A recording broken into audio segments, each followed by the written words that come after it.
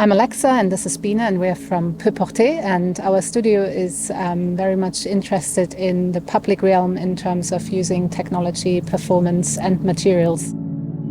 We try to be quite participatory in our installations, quite often with performance and dance and technology.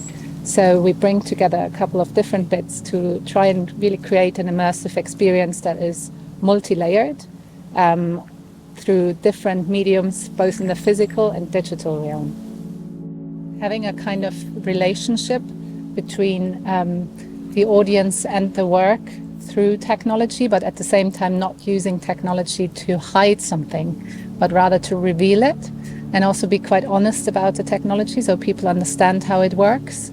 So not the Wizard of Oz effect in a way, which is quite important to us because we are also quite critical of how this is currently building worlds, and we are very much building worlds through different mediums, but at the same time we want everyone to kind of come on board and not feel intimidated by it.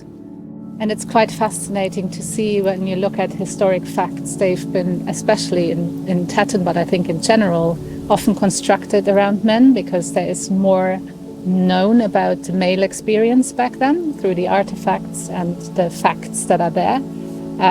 But it's fascinating because the female gaze is sort of missing, so it gives us an opportunity to speculate to some degree and also allow to show that history is a construct to some degree, right? So that part, I think, makes it so colourful for us. A big part of the work so far has been that we try to understand the time that these women lived in. And the research was sort of difficult, of course, because there is a lot known about the men and you sort of have to go through their vision on what the women did.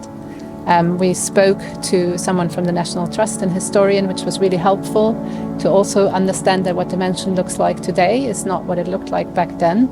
And that there was basically a lot of commodities that technology has brought us that didn't exist back then. And the other part as well, I think, that is quite interesting is to understand that there were women travel writers a bit later in time, but I think it's fascinating to hear about them and how women, and especially the three women that we are focusing on, they probably never left the UK, but they might have kind of lived off these letters that they got back from their sons, and sort of imagined what other worlds looked like. The visits have been quite insightful. Obviously, like coming here, being on site, having access to paintings, letters, drawings, like things that sort of make the mansion or make that place the place, and really honing into like the history of it and understanding who has lived here, how they've lived here.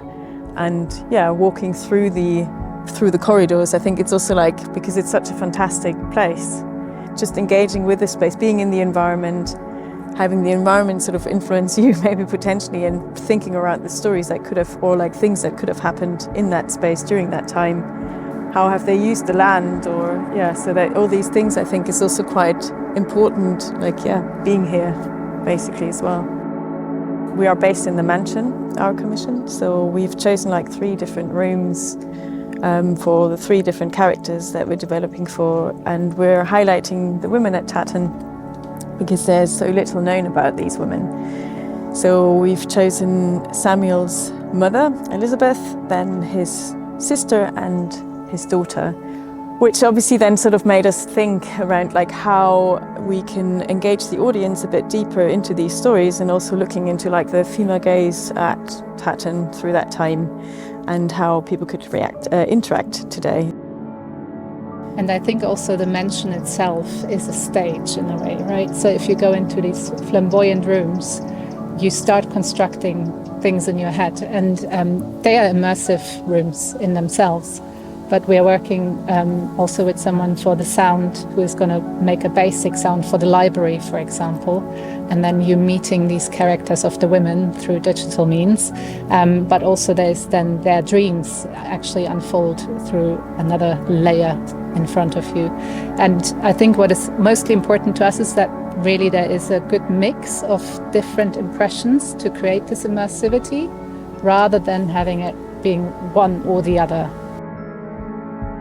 Yeah, the ambition for the project ideally is also, funny enough, sort of creating this impossible perspective on history, revealing these stories about these women, stories that have not been told or that are unknown as well. And I think also for us, obviously, the fantastic opportunity is also to create a speculative narrative around it, which is also something that we're obviously doing with our practice in general. So, and for sure also, I think, using technology to basically reveal rather than hiding it, and sort of like having also different, like the audiences sort of engaging with the technology. And usually I think what is, it's also creating like being accessible, like having access to technology as well is like one of the ambitions, so that audience from different backgrounds are able to come and enjoy and immerse themselves into the experience.